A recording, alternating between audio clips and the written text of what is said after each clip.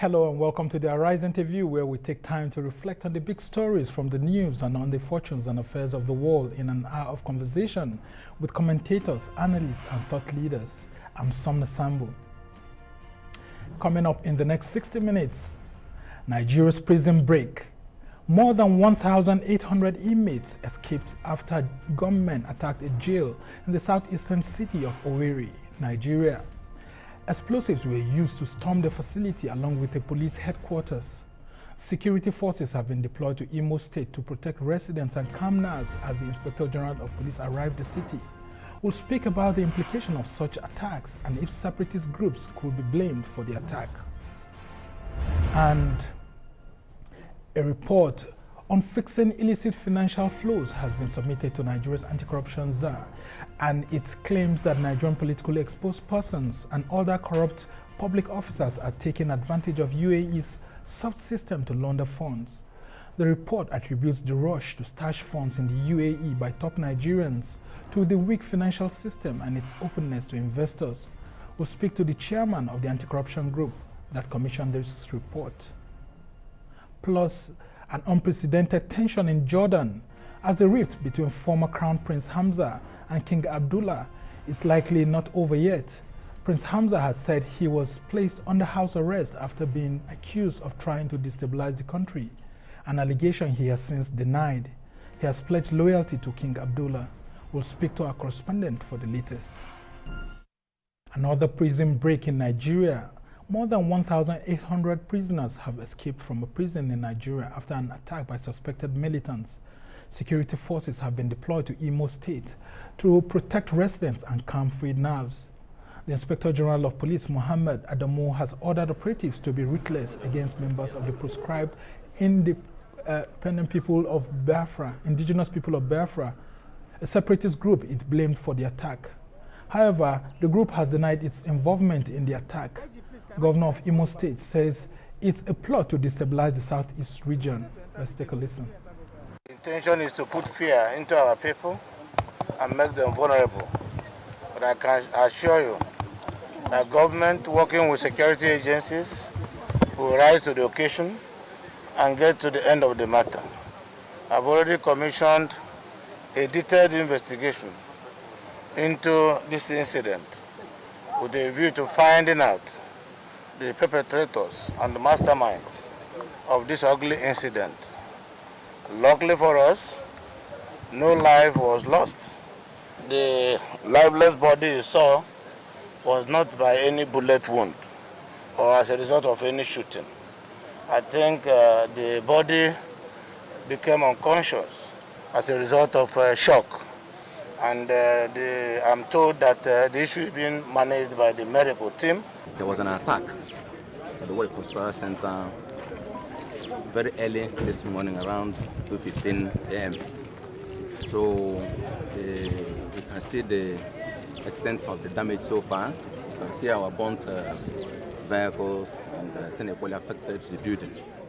However, I want to assure you people that at the appropriate time, when we get our facts together, we'll be able to address you on this issue.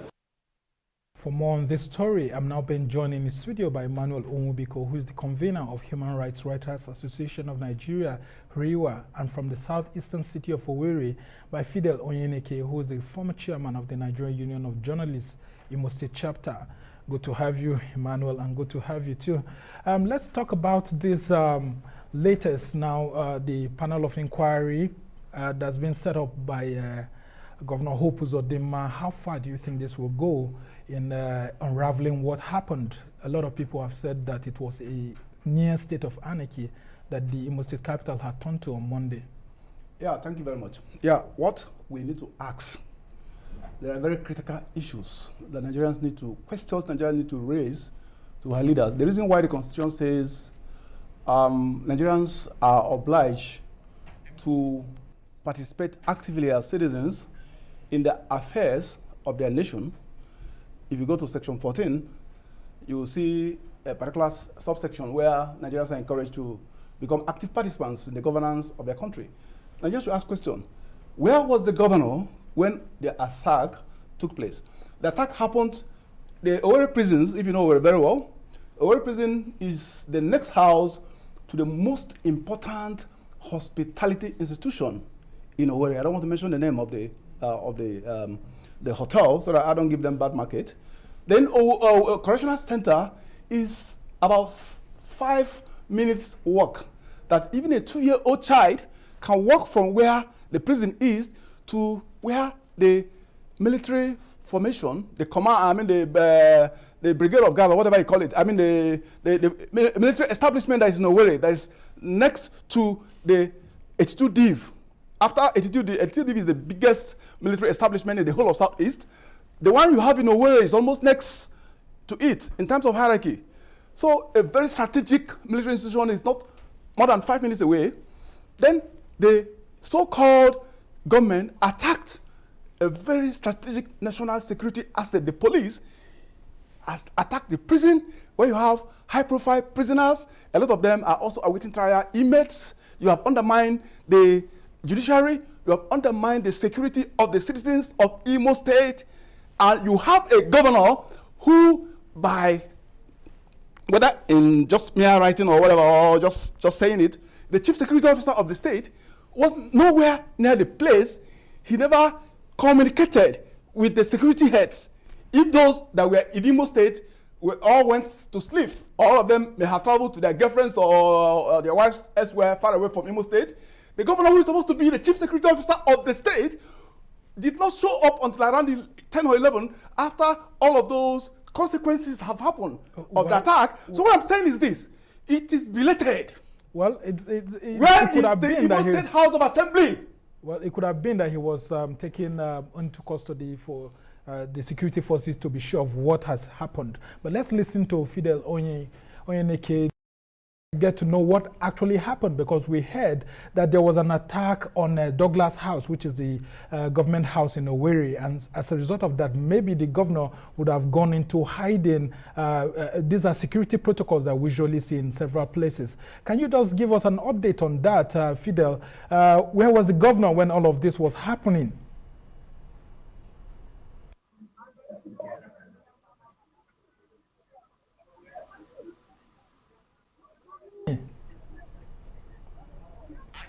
Okay, so I just want you to let our viewers know where Governor Hope Uzodimma was, because we had heard that Douglas House, which is the government house, was also attacked during that period by the hoodlums or other people that attacked that facility. Fidel, can you hear me? Very much. It's really unfortunate what happened. I want to say that I'm not in a position to determine where the governor was when this attack took place. But the most important thing is that what happened is a clear indication. Another way of people showing their disdain, showing their disagreement, showing their annoyance over how things are happening in the country and happening in different parts of this country. If it were under a normal circumstance, of course, security men are supposed to be very, very proactive. Considering where this facility, both the correctional center and the Nigerian police office, headquarters, are situated in Imo State, one ordinarily would have thought that it would not have been easy for anybody to attack them and go free. Because ordinarily, when people move around that premises, there is this tendency that there's always that check. Even by military, they will tell you to stop, there will be searches and so on and so forth. But today, what has happened has happened. An indication that we must go back to the drawing board, find out what is happening, why people are agitating, why problems are coming here and there. And let me quickly say that the issue is not to lay blames, accuse either IPOP or accuse anybody. But we have various ways of gathering intelligence reports. It could be through the military intelligence, police intelligence, DSS, and so on. And once these intelligence reports are gathered, they should be analyzed. Let us determine exactly what happened with a view to making sure that it does not happen again. Let's get the latest information from Owerri at the moment. We have heard that the Inspector General of Police, IGP Mohammed Adamu, had arrived Owerri a few moments ago, although he has been replaced by President Muhammadu Buhari right now. But can you tell us if indeed IGP has toured these facilities that were destroyed by the attackers? Of course, the first part of call of the IG is the venue, the scene of the incidents. Because I want to tell you that both the Nigerian Custodian Center and the Correctional Center and the government house area. So IG went there. In fact, while I was in a interview, I saw the whole road, barricaded by policemen, security, and so on, because of to make sure that there's easy movement and, of course, security for the IG. So he has visited there, but what matters is not just the visit. It's good he has shown interest by visiting, but the most important thing is finding a way of averting some of these problems, of making sure that there is no reoccurrence. Just hanging there while we speak with Emmanuel here. Onwubiko, a lot of people have said that there's a near failure of security in the Southeast with this kind of act happening in an old state, one of the oldest states in Nigeria, Owerri, and with all the police and other security agencies, for this to have happened, it means that there's a lot of problem, a lot of security challenges that need to be tackled by the powers, especially at the center. What do you think should be done going forward on how to avert such a situation of anarchy? Well, I want to see it from another deeper angle. I want to see it from the angle of the possibility of the activities of the members of the deep state.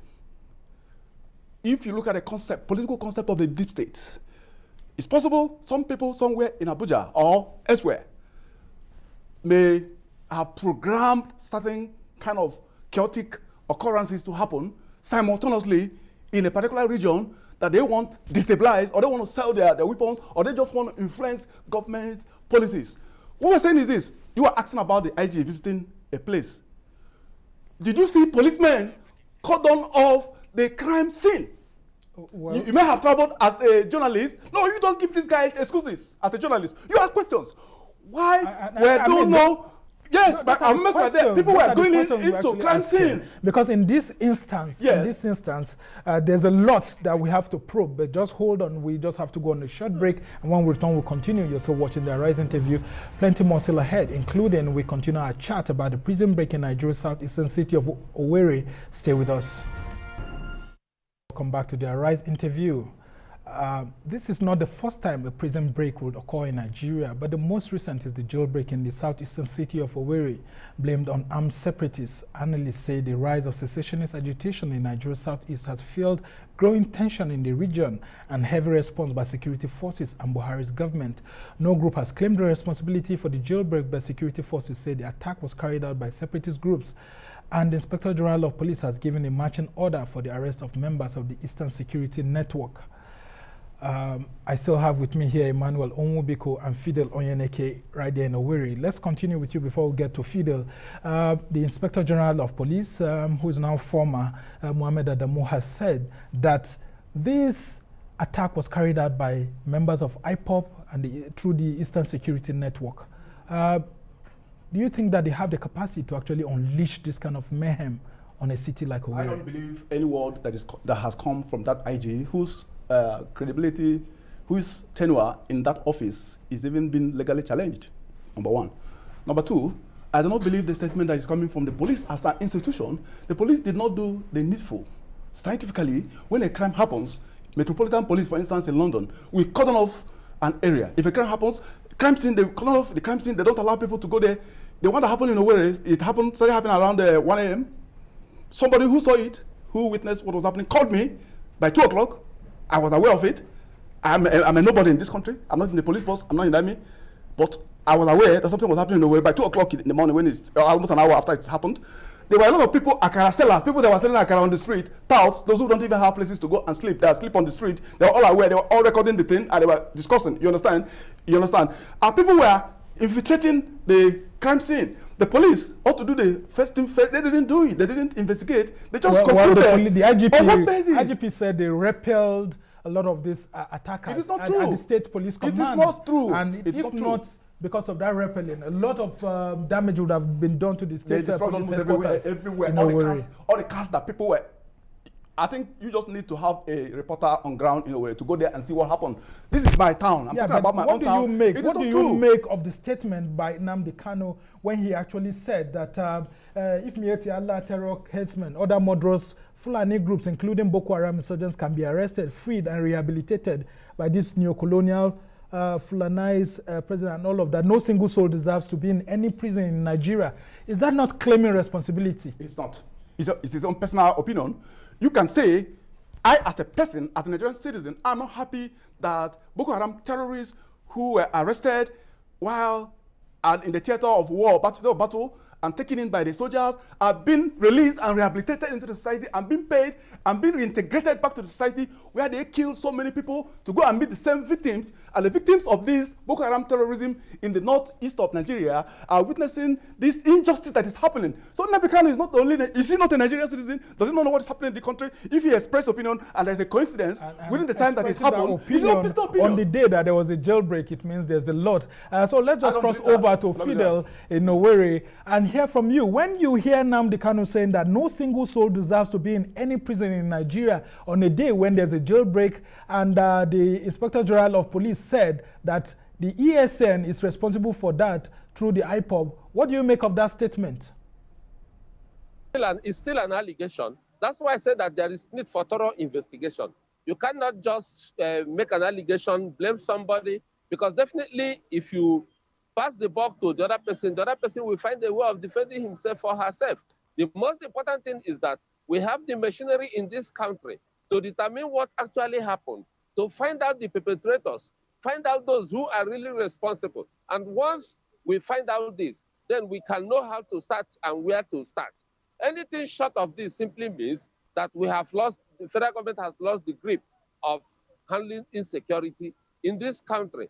And it is very important to note that what has happened it does not augur well for anybody. So when it comes to insecurity, you cannot say that you will be saved and so on. Even when you rejoice, I think that all is well for you. You don't know who will be the next victim. I want to tell you that people can even capitalize on this situation, these agitations and so on, and cause mayhem. People may be happy that we don't have adequate security again in the society, that we have intimidated the police, that they have also humiliated the police, and by so doing, the whole idea is to ensure that the security men will give them chance and opportunity to carry out their nefarious activities. Because if there is no police, it means that everybody will be behaving any way he wants. So how are we sure of who really carried out this? Because whoever did it must have paved the way now for other people to capitalize on it and cause greater problems. Now, I just want, if you can hear me clearly, Fidel, sorry to cut you short. I just want you to tell us the state of things in Owerri at the moment. How are residents going about their businesses? Is there palpable fear or tension? Have you seen more security operatives? Because the IG said he was deploying tactical squads and all of that to secure the city as at Monday. What's the state of things? Is there any curfew imposed on Owerri town at the moment? Unfortunately, I passed through Owerri town before I got to where I'm holding this interview with you. And I want to tell you that I still saw the usual policemen. They lined up the Wedra road, road leading to where this incident occurred. There is no tension. People are going about their businesses. People are still holding their weddings. People are still holding their burial ceremonies. But you can see the presence of police, particularly around that roundabout, around the government house roundabout, where the prisons, that's the correctional center, the police headquarters and government house are located. Curfew, yes, governor imposed a curfew quite all right. But I'm telling you that it's not even, yesterday it was not very effective. I don't know what may happen this evening, but Imo people are going about their business and businesses as the case may be. And there is no tension. The only thing is that people are apprehensive. Even as ever, Because already before this incident, people know that the rate of degeneration, the rate of things, the way things are going, utterances by people, including our leaders, that one day, a day like this will come. There are many lessons to learn from this. In the first place, why is it that it was not possible to counter this attack by various security agencies and operatives? Secondly, it simply shows also that the arms and ammunition held by some of these hoodlums even are better than the ones held by our real security people. But it is not the best for the country. I would just allow you to just hold on. Let's hear the views of Emmanuel Onwubiko here. The IG had told us that no arms were stolen from the police armory and all of that, but we were also shocked with the kind of equipment that we actually heard that these attackers came in with to perpetrate that violence using IEDs and all of that.